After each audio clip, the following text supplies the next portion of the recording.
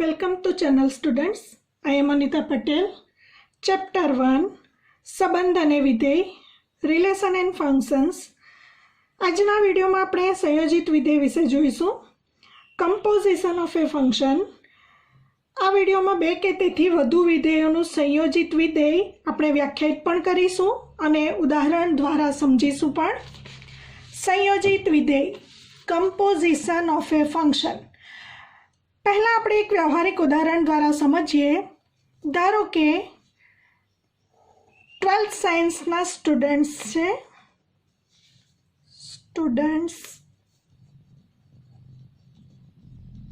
Student of 12th science, એનું એક એમ છે કે એણે ટોપ એન્જિનિયરિંગ કોલેજમાં એડમિશન લેવું છે. તો ધારો કે અહીં એડમિશન લેવું છે, admission in top engineering college. આ સ્ટુડન્ટનું આ એમ્બિશન છે, એટલે કે એનું લક્ષ્ય છે કે 12 સાયન્સના વિદ્યાર્થીએ એન્જિનિયરિંગની ટોપ કોલેજમાં એડમિશન લેવું છે. હવે આપણને ખબર છે કે 12 સાયન્સના વિદ્યાર્થીએ એન્જિનિયરિંગ કોલેજમાં એડમિશન લેવા માટે પ્રથમ બોર્ડની પરીક્ષા પાસ કરવી પડે, 12th બોર્ડ એક્ઝામ. એનો મતલબ સ્ટુડન્ટે બોર્ડની એક્ઝામ આપવી પડે પ્રથમ. એટલે એક વિધેય એફ આ પ્રમાણે સ્ટુડન્ટ બોર્ડની એક્ઝામ આપે છે. બોર્ડની એક્ઝામ આપ્યા પછી એનું રિઝલ્ટ આવે છે અને ખૂબ સારા પર્સન્ટેજ મેળવે છે અને એને એન્જિનિયરિંગમાં એડમિશન સારામાં સારી કોલેજમાં મળે છે. તો બીજો એક વિધેય વ્યાખ્યાયિત થાય છે, જેને જી નામ આપીશું. આ વિધેયને એફ કહીશું, આ વિધેયને જી કહીશું. એનો મતલબ વિદ્યાર્થીએ પોતાનું લક્ષ્ય નક્કી કરેલ હતું એ પરિપૂર્ણ કરવા માટે વચ્ચે બોર્ડની એક્ઝામ આપવી ફરજિયાત છે. માટે એક વિધેય એફ અને બીજું વિધેય જી બંનેનું સંયોજિત વિધેય એટલે કે જી નોટ એફ દ્વારા વિધેયનું લક્ષ્ય પરિપૂર્ણ થયું. તો આ બે વિધેયોના સંયોજનને આપણે સંયોજિત વિધેય તરીકે ઓળખીશું. હવે જો એફ એથી બી પરનું વિધેય હોય, આ એ ગણ છે, બી ગણ છે, એફ એથી બી પરનું વિધેય હોય અને જી બીથી સી પરનું વિધેય હોય, આ બી ગણ છે અને આને સી ગણ તરીકે ઓળખીશું. તો જી વિધેય બીથી સી પરનું વિધેય હોય જ્યાં એક શરતનું પાલન થવું જોઈએ. અહીં range of F is a subset or equal to domain of જીનું પાલન થવું જોઈએ. મિત્રો, અહીં એનું પાલન થઈ જાય છે કારણ કે રેન્જ ઓફ એફનો સમાવેશ એફના સપ્રદેશ ગણમાં થાય છે અને ડોમેઇન ઓફ જી બી છે.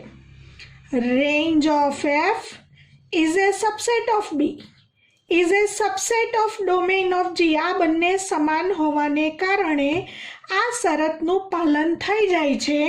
તો આપણને F અને G નું સંયોજિત વિધેય મળશે.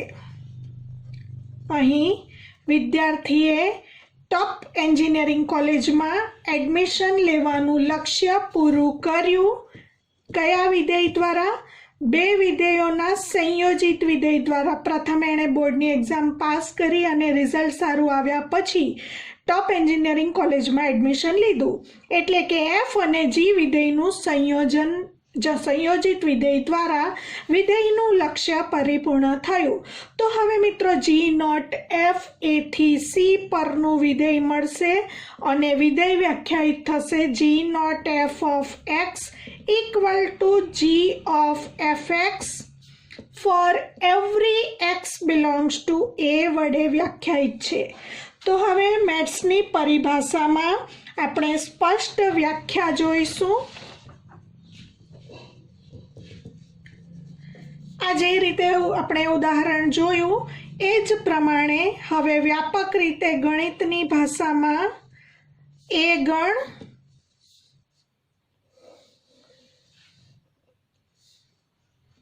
બી ગણ.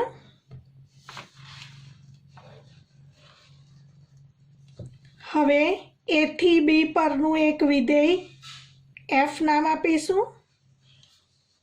બી થી સી પરનું વિધેય એને આપણે જી નામ આપીશું.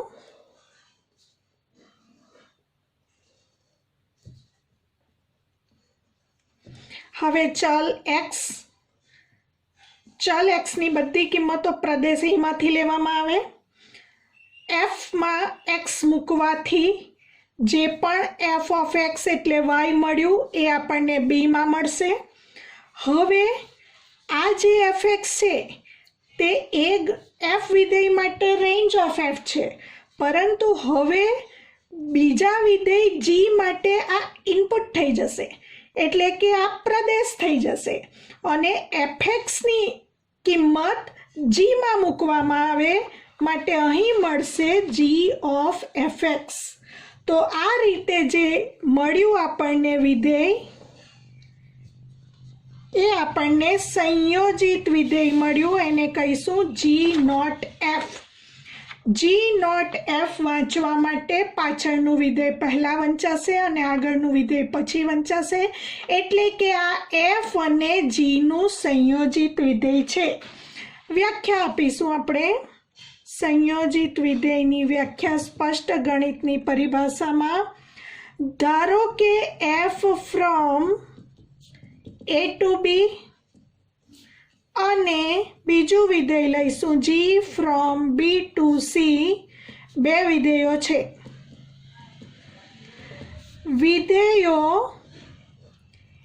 એફ અને જીના સંયોજનને જી નોટ એફ દ્વારા દર્શાવાય છે.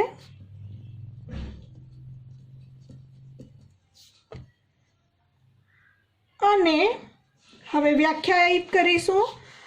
જી નોટ એફ, પાછળનું વિધેય પહેલા બોલવાનું, આગળનું વિધેય પછી બોલવાનું, એટલે એફ અને જીનું સંયોજિત વિધેય G not F.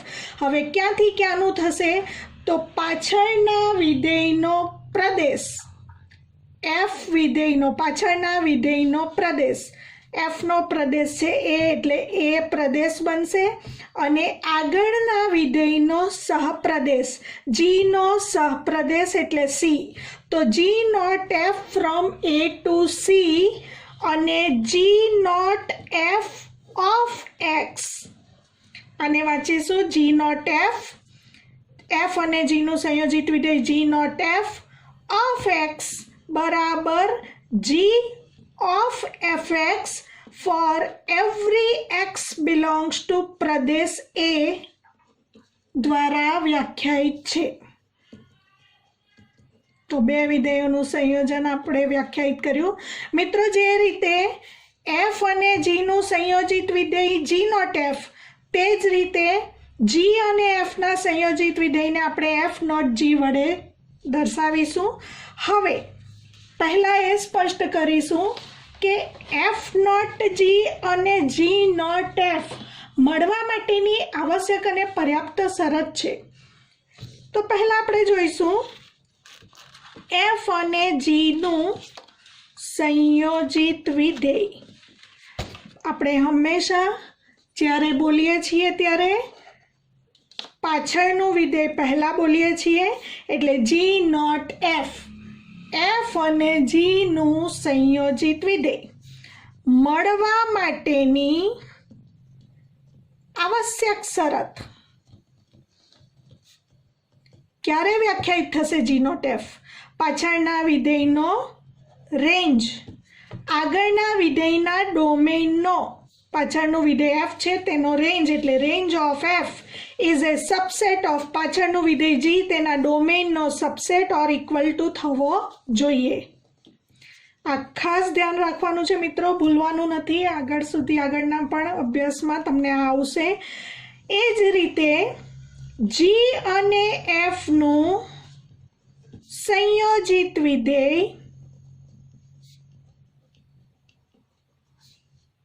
F not જી, પાછળનું વિધેય પહેલાં વંચાય, આગળનું વિધેય પછી આવે.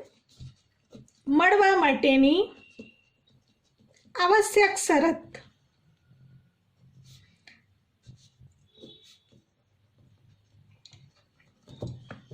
આની જેમ જ પાછળના વિધેયનો રેન્જ એટલે R G is a subset or equal to domain of F છે. બીજી વાત ધ્યાન રાખીશું મિત્રો, હંમેશા F not G is not equal to G not F. હંમેશા F not G is not equal to G not F. અને હવે આ સંયોજિત વિધેયો ક્યાંથી ક્યાંના મળશે એ જરા ચર્ચા કરીશું. ધારો કે એફ એ થી બી પરનું વિધેય છે, જી બી થી સી પરનું વિધેય છે, તો જી નોટ એફ ક્યાંથી ક્યાંનું વિધેય મળશે પહેલાં જોઈએ. તો પાછળના વિધેયનો પ્રદેશ આવશે, એફનો પ્રદેશ એટલે એ, અને આગળના વિધેયનો સહપ્રદેશ જીનો સહપ્રદેશ એટલે સી. તો આપણને મિત્રો જી નોટ એફ એ થી સી પરનું વિધેય મળશે અને એફ નોટ જી, તો પાછળના વિધેયનો પ્રદેશ એટલે જીનો પ્રદેશ બી અને આગળના વિધેયનો સહપ્રદેશ એફનો સહપ્રદેશ પણ બી. તો એફ નોટ જી બી થી બી પરનું વિધેય મળશે. હવે મિત્રો બીજી એક વાત યાદ કરી લઈશું.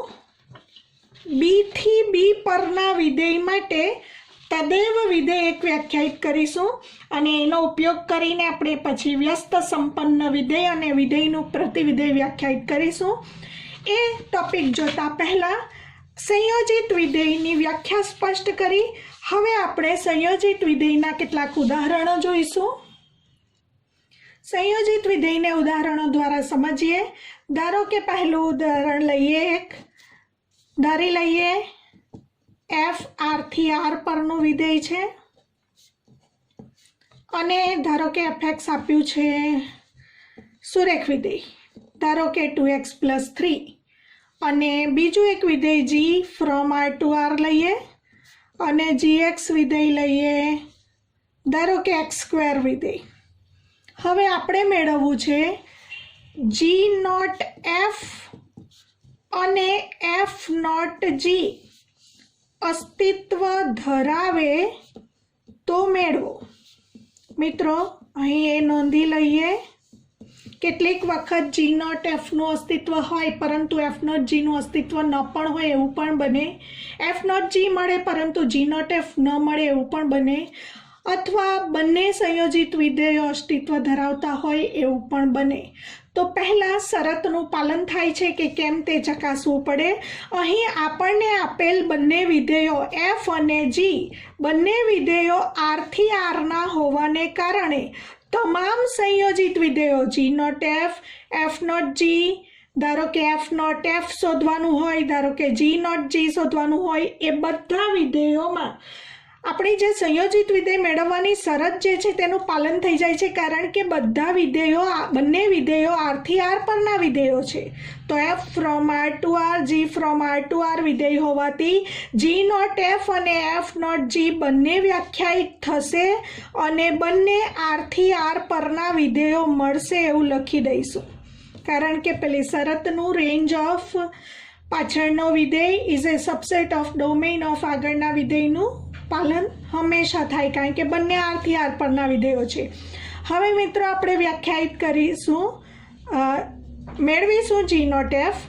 જી not F from R to R for every x belongs to પ્રદેશ આર માટે G not F of X કઈ રીતે મેળવાય તે સમજીશું. મિત્રો ધ્યાન આપો, અહીં G not F of X. હવે જી નોટ એટલે આપણે આ રીતે ઓફ લખી દઈશું, ઓફ એફ એક્સ. જી વિધેયમાં જ્યાં પણ એક્સ છે, આની જગ્યાએ એક્સ વાંચો, જી વિધેયમાં જ્યાં પણ એક્સ છે ત્યાં આપણે એફ એક્સ મૂકી દેવાનું છે. જી વિધેયમાં એક્સ છે ત્યાં એફ એક્સ મૂકવાનું છે, એટલે કે એફ એક્સ હોલ સ્ક્વેર થશે. અહીં એક્સની જગ્યાએ એફ એક્સ મૂકવાનું છે તો એફ એક્સ હોલ સ્ક્વેર થશે. હવે fx વિધેય આપેલું છે તે મૂકી દઈશું. fx વિધેય છે 2x + 3, તો આવશે 2x + 3 હોલ સ્ક્વેર. માટે g0f મેળવ્યું એ લખીશું r2r અને g0f of x equal to 2x + 3 whole square. તો પહેલો આન્સર આપણને મળ્યો g0f. હવે મેળવીશું f0g. f0g from r to r for every x belongs to Pradesh r માટે f0g of x equal to f પછી નોટ હોવાને કારણે ઓફ લખી શકાય f of gx. મિત્રો બહારનું વિધેય f છે એટલે f વિધેયમાં જ્યાં પણ x છે ત્યાં gx મૂકવાનું છે. f વિધેયમાં અહીં x છે, x ની જગ્યાએ gx મૂકવાનું છે. 2gx + 3 2gx + 3. હવે મિત્રો gx વિધેય જે આપ્યું છે તે મૂકી દેવાનું છે. gx = x². તો gx ની જગ્યાએ x² મૂકીશું તો આપણને મળશે 2x² + 3. માટે f0g from r to r f0g of x નો આન્સર 2x² + 3 મળે છે. આ રીતે બીજું એક ઉદાહરણ જોઈશું મિત્રો. ધારો કે હવે f અને g વિધેયો આપણે ક્રમયુક્ત જોડોના ગણ તરીકે લઈએ. મિત્રો પરીક્ષામાં કોઈ પણ રીતે રકમમાં આપી શકે વિધેય.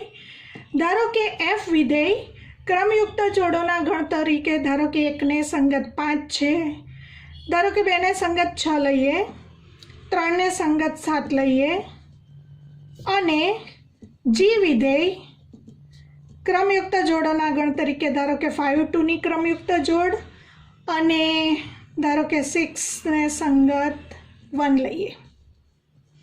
તમને આ રીતે આપેલ છે અને f a થી b પરનું પહેલા આપણે લખી દઈએ.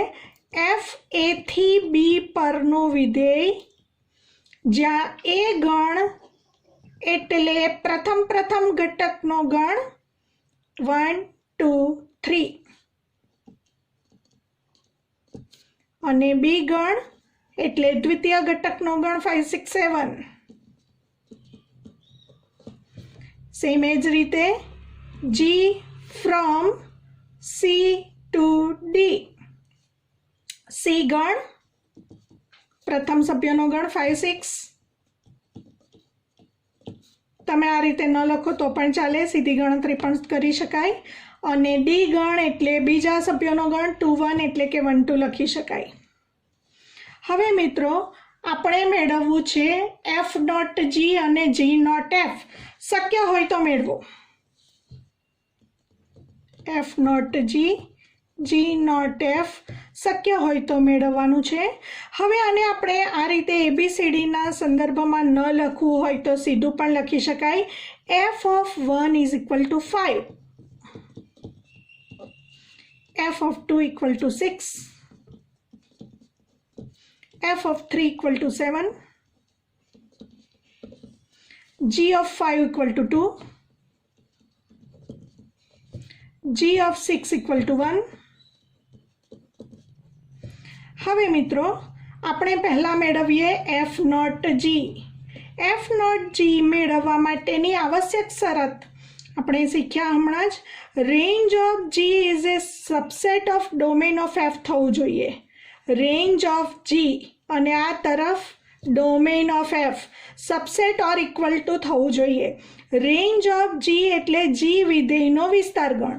g વિધેયનો વિસ્તાર ગણ એટલે બીજા ઘટકોનો ગણ જે આપણે અહીં d તરીકે દર્શાવેલ છે, 1 અને 2. અહીં મિત્રો કન્ફ્યુઝ થવાની જરૂર નથી. આને સહપ્રદેશ ગણ પણ કહેવાશે અને આ કિસ્સામાં રેન્જ ઓફ g પણ કહેવાશે. તો રેન્જ ઓફ g એટલે જ્યારે રેન્જ આવે ત્યારે બીજા સભ્યોનો ગણ લેવાનો અને જ્યારે ડોમેન આવે ત્યારે પ્રથમ ઘટકનો ગણ લેવાનો. હવે f નો ડોમેન એટલે પહેલા સભ્યોનો ગણ 1 2 3 મિત્રો અહીં સ્પષ્ટ દેખાય છે 1 2 નો સમાવેશ 1 2 3 માં થાય છે માટે range of G is a subset of domain of f હોવાથી એફ નોટ જી મળે. હવે એફ નોટ જી મળે તો એફ નોટ જી ક્યાંથી ક્યાંનું વિધેય મળશે એ નક્કી કરવા માટે આપણે હમણાં જ શીખી ગયા પાછળના વિધેયનો પ્રદેશ લેવાનો. જીનો પ્રદેશ એટલે પહેલા સભ્યોનો ગણ 5 6 થી એફનો સહપ્રદેશ એટલે બીજા સભ્યોનો ગણ 5 6 7. હવે આપણે મેળવીશું એફ નોટ જી મેળવવા માટે એક્સ જે લેવાનો છે તે પ્રદેશમાંથી લેવાનો છે અને એફ નોટ જીના પ્રદેશમાં બે સભ્યો છે 5 અને 6. પહેલા લઈશું 5 અને પછી લઈશું 6. મિત્રો ધ્યાનથી સમજજો. ફરી પાછું આ સમજાવી દઉં. અહીં ડોમેન રેન્જ અને સહપ્રદેશમાં કોઈ કન્ફ્યુઝન ન થવું જોઈએ. અહીં એફ નોટ જી ક્યાંથી ક્યાંનું વિધેય આવે ત્યારે પાછળના વિધેયનો પ્રદેશ અને આગળના વિધેયનો સહપ્રદેશ લેવામાં આવે. આ બતાવવાની સમજ આપણે કેળવી. હવે અહીં એફ નોટ જી મેળવવા માટે એફ નોટ જીના પ્રદેશમાં જેટલા પણ સભ્યો હોય એ બધા મૂકવા પડે. 5 અને 6 બે જ સભ્યો છે માટે 5 અને 6 મૂકીશું. હવે F of G5 F of G6. હવે મિત્રો G of 5 આપણે અહીં લખેલું છે G of 5 is equal to 2 અને F of 2 equal to 6. હવે અહીં G of 6 equal to 1, F of 1 equal to 5. તો મિત્રો અહીં જોઈ લો F નોટ G માટે આને રેન્જ કહીશું અને રેન્જનો સમાવેશ આમાં થાય છે. તમે જોઈ શકો છો 5 6 નો સમાવેશ 5 6 7 માં થાય છે.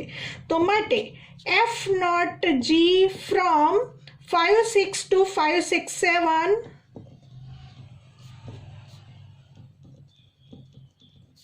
હવે એફ નોટ જીને આપણે ક્રમયુક્ત જોડોના ગણ તરીકે જ લખીશું કારણ કે આપણી રકમ ક્રમયુક્ત જોડોના ગણ તરીકે હતી. 5 ને સંગત 6 મળ્યા 5 6, 6 ને સંગત 5 મળ્યા 6 5. તો આપણને પહેલો આન્સર મળ્યો એફ નોટ જી. હવે જી નોટ એફ માટે આ જ રીતે ચકાસણી કરીશું. જી નોટ એફ વ્યાખ્યાયિત છે કે કેમ તે ચકાસવા માટે પાછળના વિધેયનો રેન્જ એટલે range of F is a subset of આગળના વિધેયનો ડોમેન એટલે ડોમેન ઓફ જી થવું જોઈએ. મિત્રો રેન્જ ઓફ એફ એટલે એફ રેન્જ આવે એટલે બીજા સભ્યોનો ગણ. એફના બીજા સભ્યોનો ગણ 5 6 7 અને ડોમેન ઓફ જીના પહેલા સભ્યોનો ગણ. જીના પહેલા સભ્યો 5 6. અહીં મિત્રો તમને તરત ખ્યાલ આવશે 5 6 7 નો સમાવેશ 5 6 માં થતો નથી તો ડઝ નોટ સબસેટ લખાશે. Range of F is not a subset of domain of g હોવાને કારણે જી નોટ એફ વ્યાખ્યાયિત નથી. માટે જી નોટ એફ ન મળે. ત્રીજું એક ઉદાહરણ જોઈશું. ઉદાહરણ 3 જોઈશું.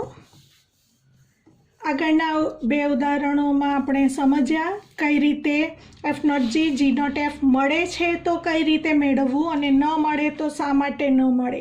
હવે આપણે ત્રીજું એક ઉદાહરણ જોઈએ. ધારો કે f from R to r f x આપણને ધારો કે દ્વિઘાત બહુપદીના રૂપમાં આપેલ છે x² + 2x + 1 અને આપણે મેળવવું છે એફ નોટ એફ.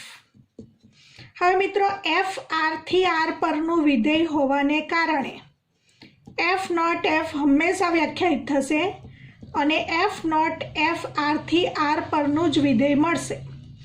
તો મેળવીશું for every x belongs to પ્રદેશ આર માટે f not F of x બરાબર એફ ઓફ એફ એક્સ. આ રીતે લખીશું f of F x. F of F x, f x વિધેય છે x square plus 2x plus 1.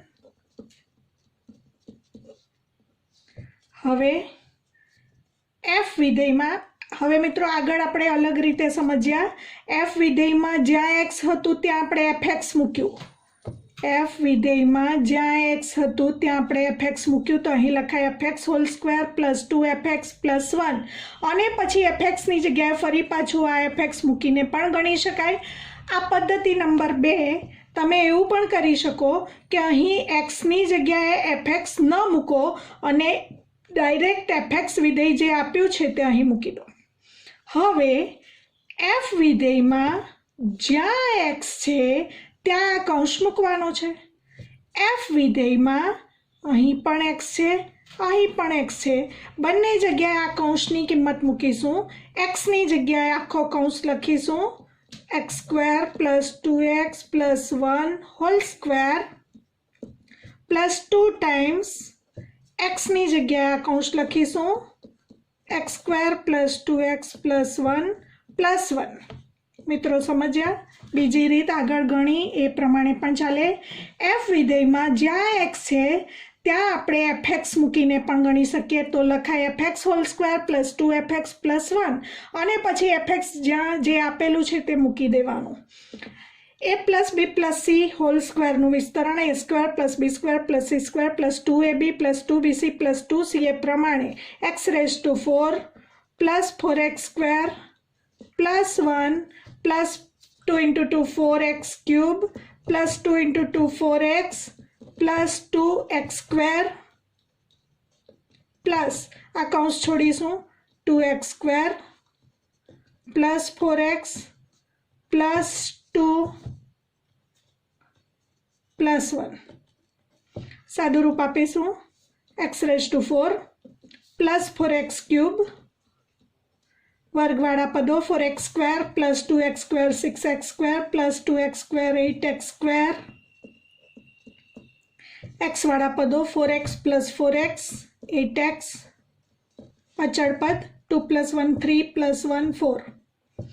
તો આપણને મિત્રો એફ નોટ એફ આરથી આર પરનું વિધેય મળ્યું અને F not F of x આ પ્રમાણે મળે છે. તો આ રીતે એફ સાથેનું જ સંયોજિત વિધેય આપણે મેળવ્યું. બીજું એક ઉદાહરણ જોઈએ તો તરત જ આપણને સંયોજિત વિધેય વિશેનો ખ્યાલ સ્પષ્ટ થઈ જશે. ધારો કે એક વિધેય લઈશું fx બરાબર મોડ એક્સ. રકમ ધારો કે આપેલી છે આ પ્રમાણે અને આપ્યું છે એક્સ બિલોંગ્સ ટુ આર, એનો મતલબ એફ આરથી આર પરનું વિધેય છે. અને બીજું વિધેય ધારો કે gx વિધેય લઈએ e રેઝ ટુ એક્સ, ધારો કે ઘાતાંકીય વિધેય લઈએ અને એમાં પણ એક્સ બિલોંગ્સ ટુ આર આપેલું છે એટલે કે એફ આરથી આર પરનું વિધેય છે. હવે મિત્રો ચકાસીએ એફ નોટ જી મેળવીએ, જી નોટ એફ મેળવીએ અને એફ નોટ એફ મેળવીએ. જો શક્ય હોય તો G not F not G F not F મેળવો. હવે અહીં એક્સ બિલોંગ્સ ટુ આર આપેલું છે એટલે આપણે લખીશું f from R to R G from R to r હોવાથી એફ નોટ જી પણ આરથી આરનું મળશે, જી નોટ એફ પણ આરથી આરનું મળશે અને એફ નોટ એફ પણ આરથી આરનું મળશે. For every x belongs to R માટે પહેલાં મેળવીશું G not F of X equal to G of F X બરાબર બહારનું વિધેય જી વિધેયમાં જ્યાં પણ એક્સ હોય ત્યાં એફ એક્સ મૂકવાનું. જી વિધેયમાં એક્સની જગ્યાએ એફ એક્સ મૂકવાનું e raise to f x. હવે fx વિધેય આપેલું જ છે mod x, એ મૂકી દઈશું e raised to mod x. હવે g નોટ f મેળવ્યું, r થી r નું આ રીતે આન્સર લખવાનો. g not f of x આપણને મળ્યું e raised to mod x.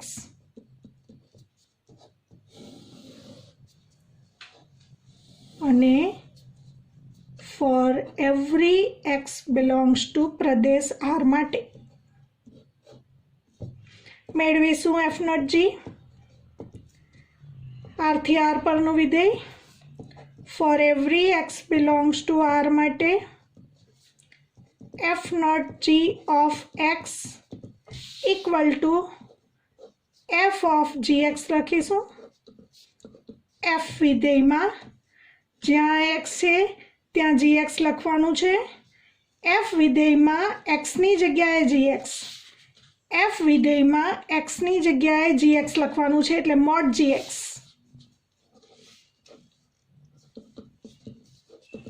હવે gx વિધેય લખી દેવાનું છે. gx વિધેય e raised to x અંદર મૂકી દેવાનું, તો mod e raised to x માટે f not g from r to r, f not g of x equal to mod e raised to x for every x belongs to r. આ બીજો answer મેળવ્યો આપણે.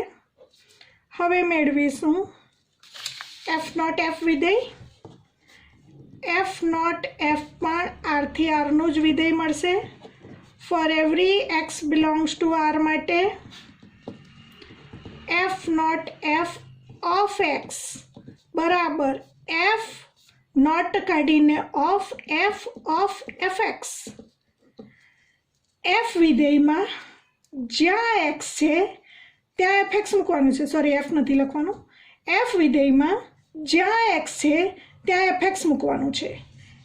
f વિધેયમાં x ની જગ્યાએ fx એટલે mod fx.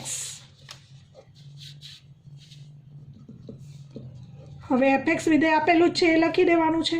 fx વિધેય આપેલું છે mod x, તો mod of mod x બે વખત લખવાનો કોઈ મતલબ નથી, એટલે mod x માટે f not f from r to r, f not f of x equal to mod x for every x belongs to r.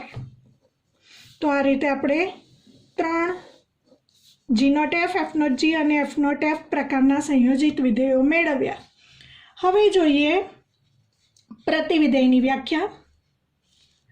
મિત્રો, પ્રતિવિધેયની વ્યાખ્યા આપતા પહેલા એક તદેવ વિધેયની વ્યાખ્યા આપણે જોઈ લઈએ, જે 11મા ધોરણમાં આપણે શીખેલા.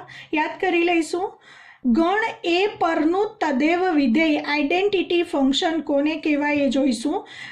ગણ એ પરના તદેવ વિધેયને આઇડેન્ટિટી ફંક્શન હોવાને કારણે IA વડે દર્શાવીશું.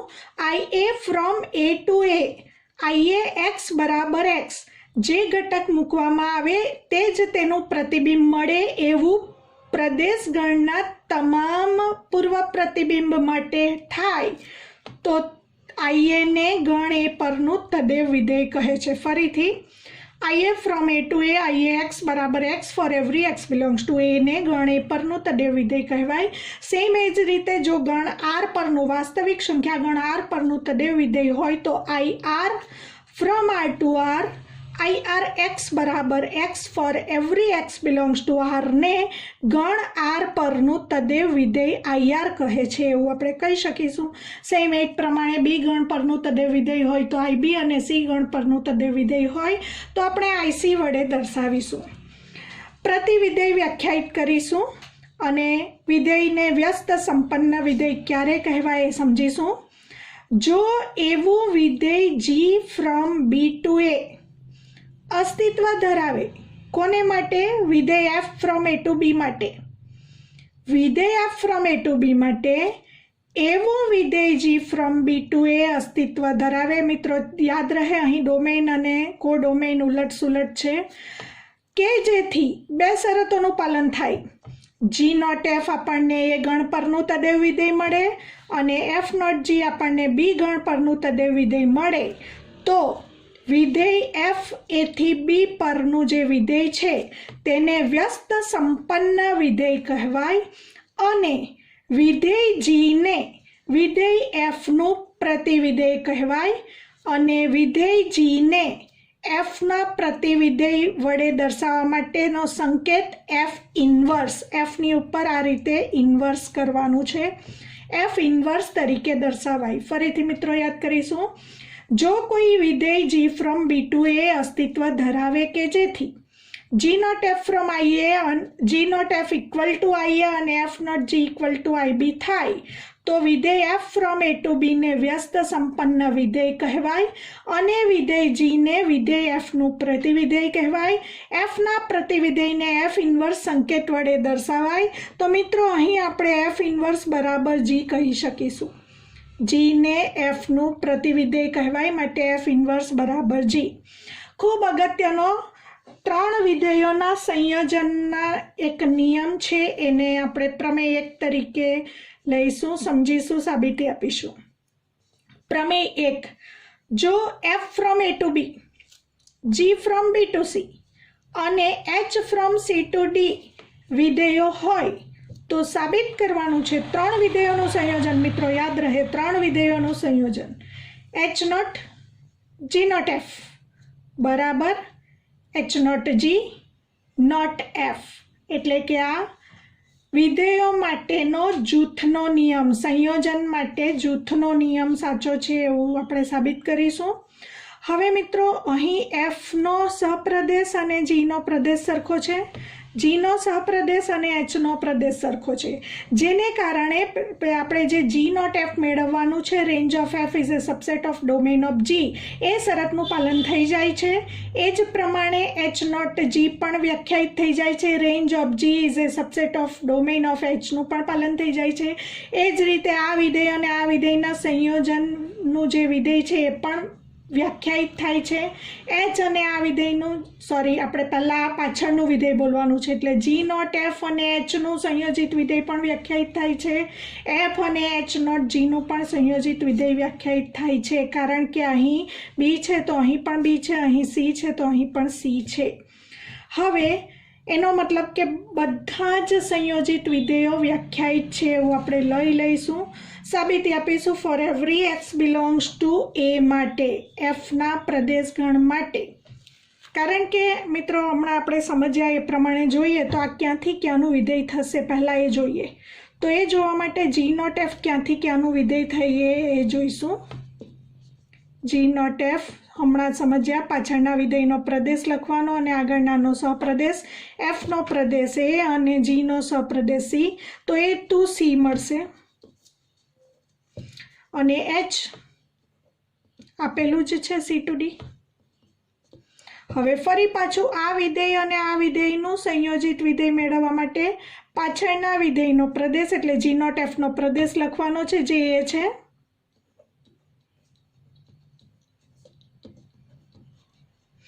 અને આગળના વિધેયનો સહપ્રદેશ એચનો સહપ્રદેશ એટલે ડી લેવાનું છે. તો આપણને મળશે H not G not F, H not G not F from A to D, એટલે પ્રદેશ ગણ એ હોવાને કારણે આપણે for every x belongs to A માટે H not G not F of X, હવે આ નોટની જગ્યાએ આપણે ઓફ લખીએ તો H of G not F of X. હવે આ નોટની જગ્યાએ ઓફ લખીશું H of G of F X. પરિણામ 1. સેમ એ જ રીતે જમણી બાજુનું વિધેય વ્યાખ્યાયિત કરીશું. H not G not f ક્યાંથી ક્યાંનું છે બતાવવા માટે પહેલાં એચ નોટ જી ક્યાંથી ક્યાંનું લઈશું. જીનો પ્રદેશ એચનો સહપ્રદેશ, જીનો પ્રદેશ બી, એચનો સહપ્રદેશ ડી, બી થી ડી અને એફ આપેલું છે એ ટુ બી. હવે આ આખું સંયોજિત વિધેય h not G not f ક્યાંથી ક્યાંનું, પાછળના વિધેયનો પ્રદેશ એફનો પ્રદેશ એ, H0G નો સહપ્રદેશ H0G નો સહપ્રદેશ D। તો મિત્રો ધ્યાન આપો, ડાબી બાજુનું વિધેય H0G0F પણ A થી D નું, જમણી બાજુનું વિધેય H0G0F પણ A થી D નું મળે છે, તો જ આ બંને વિધેયો સરખા સાબિત કરી શકાય। યાદ કરી લઈએ, બે વિધેયો સમાન ક્યારે કહેવાશે? એમના પ્રદેશ અને સહપ્રદેશ પણ સમાન હોય અને for every x belongs to domain માટે fx બરાબર gx થવું જોઈએ, તો જ f અને g સમાન છે એવું કહેવાય। તો હવે આપણે બતાવ્યું four every x belongs to a માટે H0G0F ઓફ x બરાબર h of g of fx। હવે જમણી બાજુ માટે ફોર એવરી, આમાં પણ પ્રદેશ એ છે એટલે x આપણે એમાંથી લઈશું, four every x belongs to a માટે H0G0F ઓફ x। તો પ્રથમ આપણે આ નોટ કાઢીશું, H0G0 ની જગ્યાએ ઓફ fx, હવે આ નોટની જગ્યાએ ઓફ લખીશું h of g of fx। તો મિત્રો આ બંને સમાન થઈ ગયા, માટે આ બંને પણ સમાન છે કારણ કે બંનેના પ્રદેશ સહપ્રદેશ પણ સમાન છે અને H0G0F ઓફ x બરાબર H0G0F ઓફ x એવું for every x belongs to domain A માટે થાય છે, માટે બંને વિધેયો સમાન છે એવું સાબિત થાય છે। બીજો એક પ્રમેય ખૂબ અગત્યનો સાબિત કરીશું। ધારો કે વિધેયો f from a to b અને g from b to c બે વ્યસ્ત સંપન્ન વિધેયો છે, તો વિધેય G0F પણ વ્યસ્ત સંપન્ન છે અને G0F whole inverse equal to f inverse not g inverse. મિત્રો આપણે યાદ કરી લઈએ, બે વિધેયો વ્યસ્ત સંપન્ન વિધેય હમણાં જ આપણે જોયું। f વિધેય વ્યસ્ત સંપન્ન ક્યારે કહેવાય? જ્યારે G0F બરાબર IA થાય અને F0G બરાબર IB થાય, તો આપણે f from a to b ને વ્યસ્ત સંપન્ન વિધેય તરીકે ઓળખીએ છીએ। તો અહીં આપણને f અને g બંને વ્યસ્ત સંપન્ન વિધેયો આપેલા હોવાને કારણે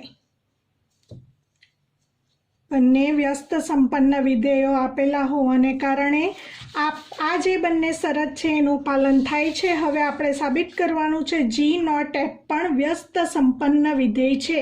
તો વ્યસ્ત સંપન્ન વિધેય હોવા માટે જેવી રીતે આ બંને શરતોનું પાલન થાય છે એવું અહીં બતાવવું પડશે અને સાથે સાબિત કરવાનું છે G0F હોલ ઇન્વર્સ બરાબર f inverse not g inverse. તો મિત્રો આ બંને વાત સાબિત કરવા માટે આ બંને વિધેયોનું સંયોજિત વિધેય લેવું પડશે।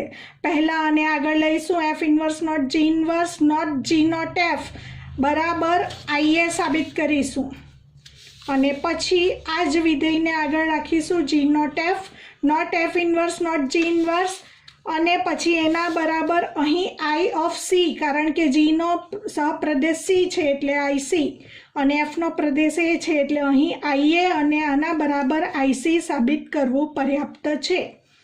તો હવે લઈશું f inverse not g inverse not G0F બરાબર સંયોજિત વિધેયની વ્યાખ્યાનો હમણાં જોયું, પ્રમેય 1 નો ઉપયોગ કરીશું। f inverse not g inverse not g લઈશું અને આ નોટને અલગ કરીશું, જૂથ અલગ કરીશું નોટ f। હવે ફરી પાછું g ઇન્વર્સ સાથે g નું જૂથ લઈ લઈશું, તો f inverse not g inverse not g not f। હવે કોઈ પણ વિધેયનું તેના પ્રતિવિધેય સાથેનું સંયોજિત વિધેય તદેવ વિધેય જ બને, માટે f inverse not g inverse not g એ IB બનશે। જોઈ લઈએ, g નો પ્રદેશ અને g ઇન્વર્સનો સહપ્રદેશ। g ક્યાંથી ક્યાંનું વિધેય છે? b થી c, તો g ઇન્વર્સ ક્યાંથી ક્યાંનું થશે? c to b, આપણે શીખી ગયા ઉલટ-સુલટ। હવે g ઇન્વર્સ નોટ g ક્યાંથી ક્યાંનું વિધેય થશે? પાછળના વિધેયનો પ્રદેશ, એટલે g નો પ્રદેશ અને g ઇન્વર્સનો સહપ્રદેશ, g નો પ્રદેશ અને g ઇન્વર્સનો સહપ્રદેશ। તો g inverse not g b થી b પરનું તદેવ વિધેય થશે, તો આના બરાબર IB લખાશે। f inverse not IB not f। હવે કોઈ પણ તદેવ વિધેયનું કોઈ પણ વિધેય સાથેનું સંયોજિત વિધેય તે વિધેય પોતે. તો F inverse not I B equal to F inverse લખાશે નોટ એફ, અને વિધેયનું પોતાની સાથેનું પ્રતિવિધેય F inverse not F is equal to I A. તો મિત્રો આપણે સાબિત કર્યું F inverse not G inverse not G not F is equal to I A. એ જ પ્રમાણે આ પરિણામ પણ સાબિત કરી શકાય. માટે આ બંને પરિણામ તદેવ વિધેય મળતા હોવાને કારણે જી નોટ એફ વ્યસ્ત સંપન્ન વિધેય સાબિત થાય છે. મિત્રો, આ વિડીયોમાં આપણે સંયોજિત વિધેયની વ્યાખ્યા ઉદાહરણ દ્વારા સ્પષ્ટ કરી અને સંયોજિત વિધેય કઈ રીતે મેળવી શકાય એ અલગ અલગ ઉદાહરણો દ્વારા સમજ્યા. હવે મળીશું ફરીથી નવા વિડીયોમાં એક્સરસાઇઝ 1.3 સાથે.